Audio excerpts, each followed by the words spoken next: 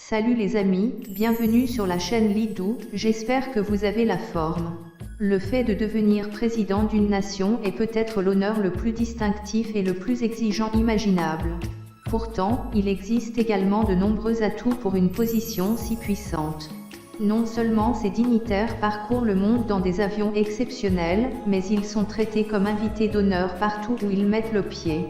Aucun des privilèges d'un président n'est plus avantageux que les manoirs majestueux dans lesquels ils vivent pendant leur temps au pouvoir. Et les nations utiliseront souvent ces bâtiments merveilleux comme moyen de projeter leur identité culturelle dans le monde. Nous allons voir dans ce top les 10 plus beaux palais présidentiels du monde.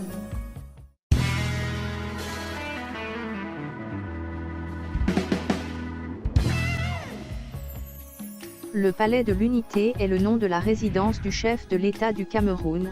Situé à Yaoundé, il abrite également la plupart des services liés à la présidence de la République et du secrétariat général de la République. L'actuel résident du Palais de l'Unité est Paul Biya, président du Cameroun depuis le 6 novembre 1982. Vaste complexe immobilier. Le Palais d'Etoudi, Palais de l'Unité, dessiné par Olivier Clément Kakoub, un architecte franco-tunisien, abrite les bureaux de fonction et la résidence du président de la République du Cameroun. Le bâtiment principal trône au milieu de ce complexe qui s'étale sur plusieurs hectares au-dessus d'une colline appartenant initialement aux Etoudi, l'un des nombreux groupes autochtones de la capitale camerounaise. Le bâtiment principal est équipé d'un univers souterrain et d'un bunker où le président Paul Biya se serait réfugié lors du coup d'État sanglant du 6 avril 1984, au tout début de sa présidence. Le château de Prague, parfois abrégé en « le château », est le château fort tous les rois de Bohême, les empereurs du Saint-Empire romain germanique, les présidents de la République tchécoslovaque, puis de la République tchèque, siège où ont siégé. Les joyaux de la couronne de Bohême y sont conservés. Le livre Guinness des records l'a listé comme le plus grand château ancien du monde, il s'étend en effet sur 570 mètres de long et 130 de large. Situé sur la colline de Radani et dominant la vieille ville de Prague et Malá Strana. Cet ensemble monumental émerge d'une couronne de jardins et de toits et déploie sa longue façade horizontale d'où jaillissent les tours de la cathédrale Saint-Guy et de la basilique Saint-Georges. Le palais d'Abédine, construit au milieu du XIXe siècle, est le siège du gouvernement de l'Égypte. Dans ses murs, un musée renferme une impressionnante collection d'armes. La construction du palais commence en 1863 et dure 10 ans pour être inaugurée en 1874. Bâti sur une zone de 10 hectares appartenant à l'origine à Abdin Bey, un noble ottoman, le palais est construit par l'architecte français Léon Rousseau. Le jardin du palais est ajouté en 1921 par le khedive Taoufik. Le palais compte 500 suites. Les étages supérieurs, les anciens quartiers de la famille royale, sont réservés aux dignitaires étrangers. Les étages inférieurs contiennent le musée d'argent, le musée des armes, le musée de la famille royale et le musée des cadeaux présidentiels. Un nouveau musée, le musée des documents historiques, a été ouvert en janvier 2005. Le Grand Palais du Kremlin, construit entre 1837 et 1851, est le principal bâtiment situé à l'intérieur du Kremlin de Moscou, capitale de la Russie. Il est dessiné par une équipe d'architectes sous l'autorité de Constantin Thon, architecte du Palais des Armures et de la cathédrale du Christ Sauveur. Dans le but d'affirmer la puissance de l'autocratie russe, le Grand Palais du Kremlin était la résidence du tsar lorsqu'il se trouvait à Moscou. Sa construction nécessita la destruction du précédent palais baroque qui se trouvait sur les lieux, ainsi que de l'église de Saint-Jean-le-Baptiste.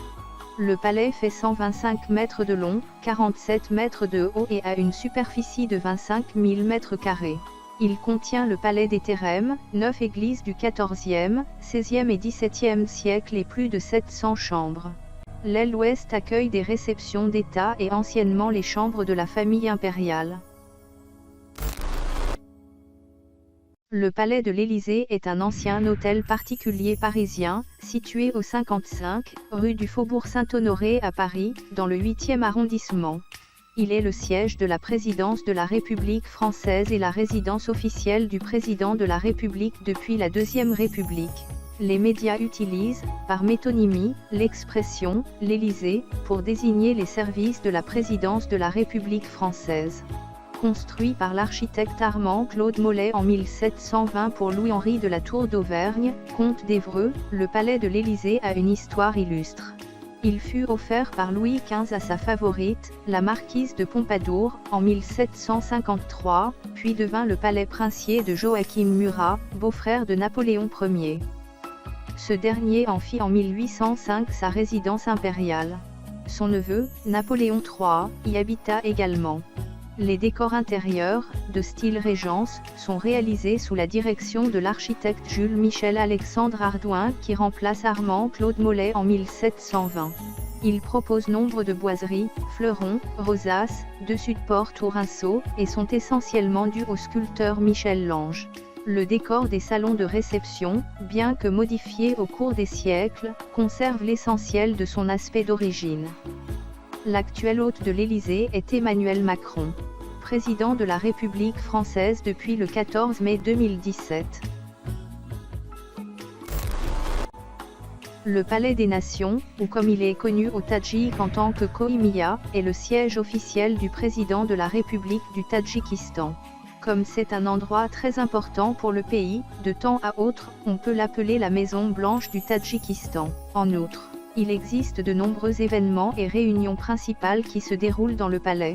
Et c'est l'endroit où les questions concernant la vie politique, l'économie et l'avenir du pays sont résolues. En tant que bâtiment le plus important dans la plus grande ville du pays, qui a beaucoup de nouveaux monuments, c'est un endroit attrayant pour les gens du pays et aussi pour les touristes qui décident de visiter cette capitale de l'Asie centrale. Les architectes qui ont conçu ce palais néoclassique proviennent de Codest International, une société italienne d'entrepreneurs qui travaille principalement avec la Russie et les ex-républiques soviétiques. Le Palais des Nations a été construit en 2002 et à 4 étages différents. Le 4e étage se termine par une énorme coupole de 18 mètres de diamètre. La Maison Blanche, The White House en anglais, est la résidence officielle et le bureau du président des États-Unis. Elle se situe au 1600, Pennsylvania Avenue à Washington. Ce bâtiment en grès d'Aquia Creek et peint en blanc, construit entre 1792 et 1800, s'inspire du style géorgien. Il est le lieu de résidence, de travail et de réception de tous les présidents américains depuis John Adams, deuxième président des États-Unis, qui y entra en 1800. L'expression « Maison Blanche » est souvent employée pour désigner, par métonymie, l'administration du président. Elle est le symbole du pouvoir exécutif et de la puissance politique américaine. Son actuel résident est Donald Trump, 45e président des États-Unis. De son inauguration en 1800 à l'année 1942, la demeure a subi de nombreuses modifications.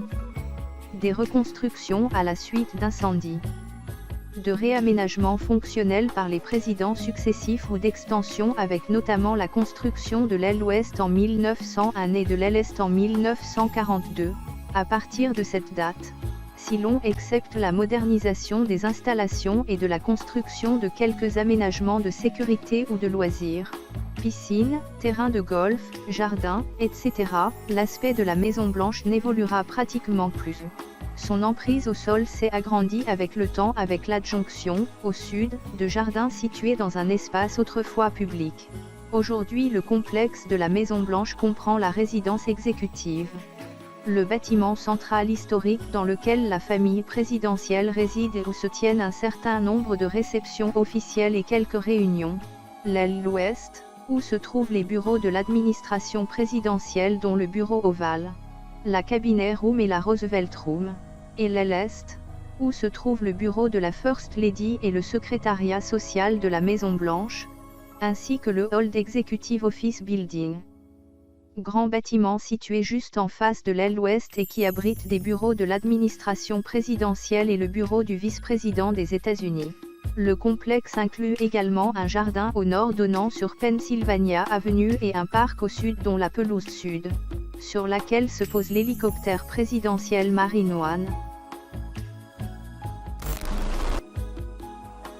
Le palais présidentiel, complexe présidentiel ou palais blanc en référence soit à l'AKP soit à la Maison Blanche, en turc, est situé à Ankara dans le quartier de Beştepe. Il est officiellement inauguré par le président Recep Tayyip Erdogan le 29 octobre 2014. En 2012, Recep Tayyip Erdogan décide la construction d'un nouveau palais dans cette forêt qui surplombe Ankara. Ce projet de palais était alors destiné à être la résidence du Premier ministre.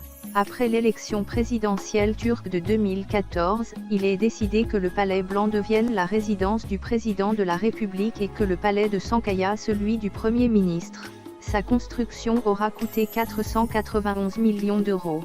Erdogan justifiera plus tard ce choix en déclarant que le palais qu'il occupait alors qu'il était Premier ministre était infesté de cafards. Le palais s'étend sur 200 000 mètres carrés et possède plus de 1000 pièces. Un centre de congrès, des bunkers pouvant résister entre autres à des attaques chimiques, une salle de réunion militaire permettant des communications par satellite, un bureau ne comportant aucun dispositif électrique pour prévenir tout incident. L'ensemble est construit dans un style néo-seldjoukide, censé rappeler la première dynastie turque qui régna sur l'Orient du XIe au XIIIe siècle. Le nouveau palais présidentiel à Abu Dhabi est le bâtiment le plus prestigieux actuellement aux Émirats arabes unis, un bâtiment non seulement qui reflète ses fonctions, mais représente également le leadership d'Abu Dhabi au sein des Émirats arabes unis et du monde. Le palais abrite les bureaux du président de l'Union, le vice-président, le prince héritier et les principaux ministres et fonctionnaires de l'État. Il joue un rôle important en tant que principal établissement gouvernemental pour recevoir et accueillir des dignitaires invités. Le complexe est majestueux, avec des considérations esthétiques et des exigences de sécurité comme priorité élevée.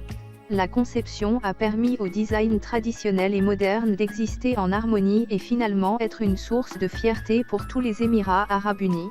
Le site du nouveau palais présidentiel, situé sur la péninsule de Ras Al-Akhdar, à côté de l'hôtel Emirat Palace, englobe environ 150 hectares, y compris le complexe du palais et les bâtiments auxiliaires. Le palais présidentiel Akorda est le palais présidentiel du Kazakhstan. Il est situé au bord de la rivière Ichim au sud-ouest d'Astana. Il a été construit en 2004. C'est le lieu de travail du président et il accueille son administration. Le président n'y habite pas. Le bâtiment est couvert d'un dôme coiffé d'une flèche. Cette flèche dorée est décorée d'un soleil à 32 rayons sous lequel vole un aigle des steppes. L'édifice mesure 80 mètres de haut pour une surface totale de 36 720 mètres carrés.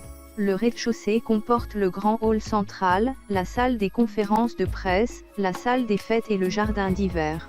Le premier étage héberge des bureaux et le deuxième accueille les événements internationaux dans ces halls. Le hall de marbre, le hall doré, le hall ovale, le hall oriental construit en forme de yourte. Le troisième étage comporte le hall du dôme, la salle des réunions gouvernementales et la bibliothèque. 20 et une sorte de marbre ont été utilisés rien que pour les sols. Voilà, dites-moi dans les commentaires lequel vous trouvez plus beau et vous pouvez aussi suggérer des sujets pour les prochaines vidéos. J'espère que ça vous a plu, si c'est le cas mettez un énorme like. Et n'oubliez surtout pas de vous abonner. À la prochaine, goodbye.